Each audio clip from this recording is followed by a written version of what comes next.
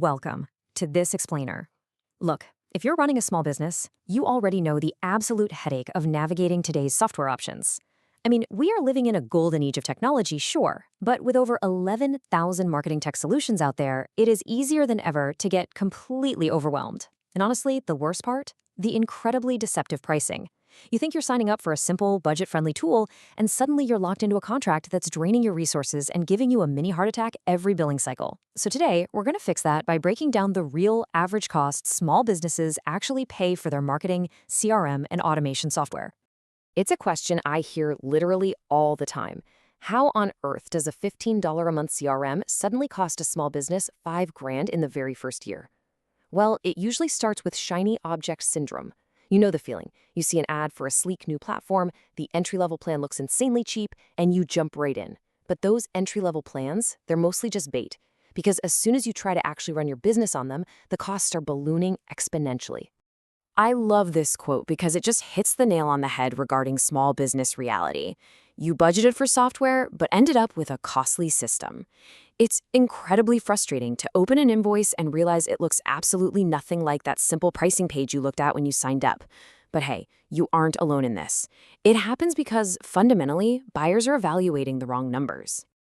Okay, let's dive into this. Here is our roadmap for today's explainer. We'll be covering the sticker price myth, base costs and tech stacks, uncovering hidden fees, the true cost of scaling, and finally, real returns and ROI. Let's peel back the layers to find your true total cost of ownership. All right, Section 1, the sticker price myth, looking at expectation versus reality. When you're evaluating software pricing, I really want you to think of the iceberg model.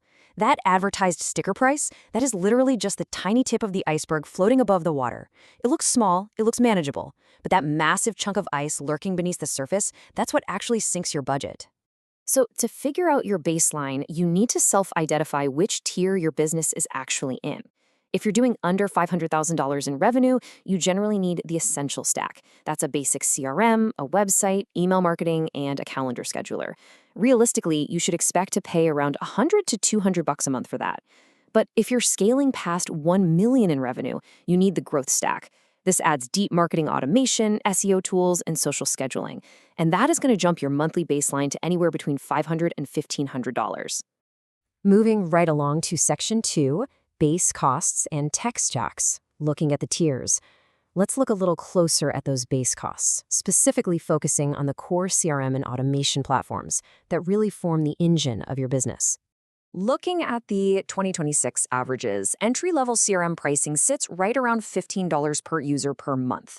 Mid-tier bumps up to about $60. And enterprise, that starts around $150. Now, that $15 entry point sounds fantastic, right? But here is the catch.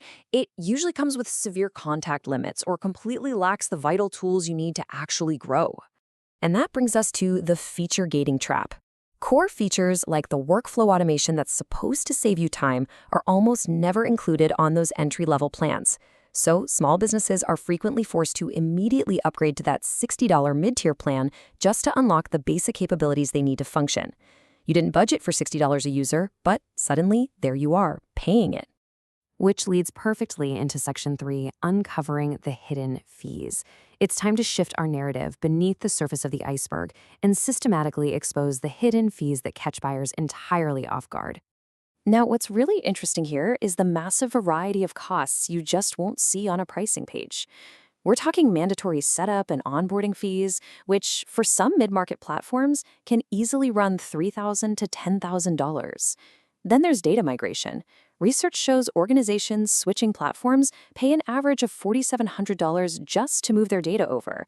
Plus, you have to factor in custom API integrations, the actual time it takes to train your staff, and premium support add-ons. And all of that leads us to this incredibly stark statistic: 52 to 87%. According to ZDNet Research, this is the extra cost added to the advertised subscription price in the first year alone, just due to implementation and setup. So if you only budgeted for the monthly subscription, your budget is completely blown. To fix this, we need to completely restructure our budget distribution. Platform licensing should actually only make up 40 to 50% of your total software budget. The rest must be allocated for implementation services, training, and a contingency fund. Because if you don't account for implementation and training, your software is just going to sit there as a very expensive, completely unused tool.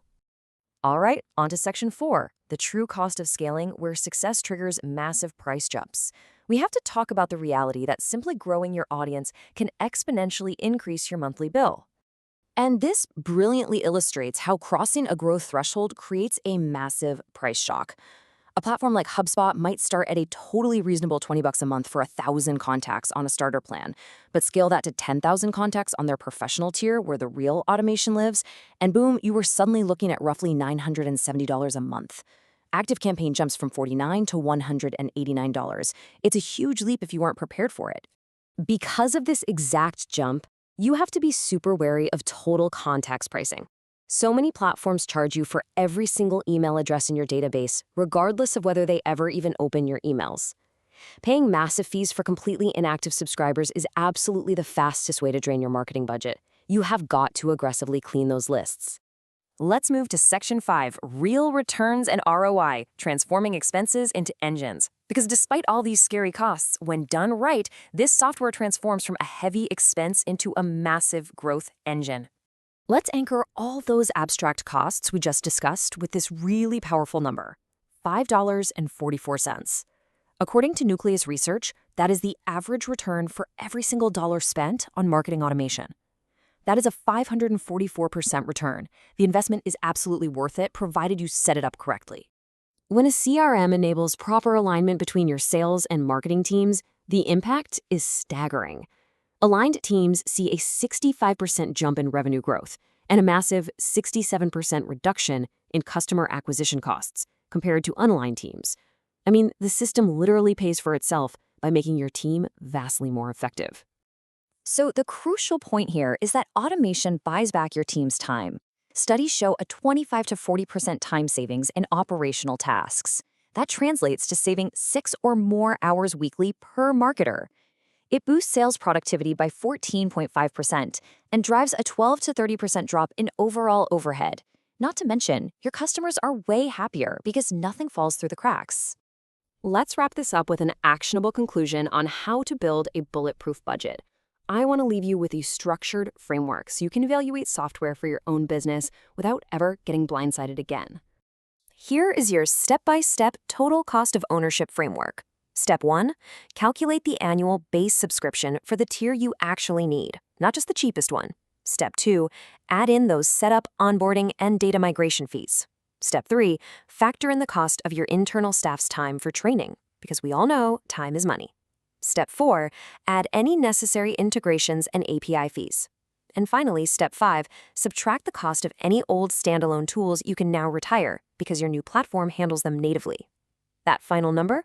That is your true software budget. I want to leave you with this final thought to ponder today. If your software stack is the engine of your business, are you budgeting for the fuel, the maintenance, and the tune-up? Or did you just look at the sticker price on the window?